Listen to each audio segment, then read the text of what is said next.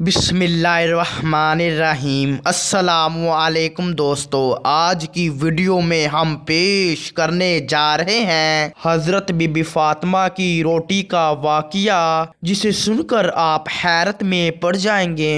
تو دوستو، میری آپ سے معتبانہ گزارش ہے کہ اس واقعے کو اینڈ تک ضرور دیکھیے۔ ایک دن حضرت علی اور حضرت فاطمہ کے گھر فاقہ تھا اور کھانے کے لیے کچھ نہ تھا۔ حضرت علی نے محنت مزدوری کر کے کچھ جو کا آٹا خریدا۔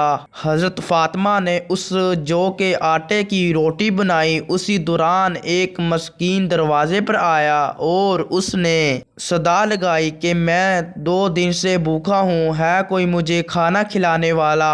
حضرت فاطمہ نے اپنی تیار کردہ روٹی اسے دے دی۔ دوسرے دن پھر امام علی علیہ السلام محنت مزدوری کر کے جو کا آٹا خریدا۔ پھر ایک یتیم آیا، اس نے بھی یہی بھوک کی شکایت کی۔ حضرت فاطمہ نے دوبارہ اپنے حصے کی اور امام علی کی حصے کی روٹی اسے دے دی۔ آخر میں ایک قیدی آیا، اس کے ساتھ بھی یہی سلوک کیا۔ اسی طرح حضرت فاطمہ اور حضرت علی نے اور ان کے گھر والوں نے خود بھوکا رہ کر دوسروں کو کھانا کھلایا۔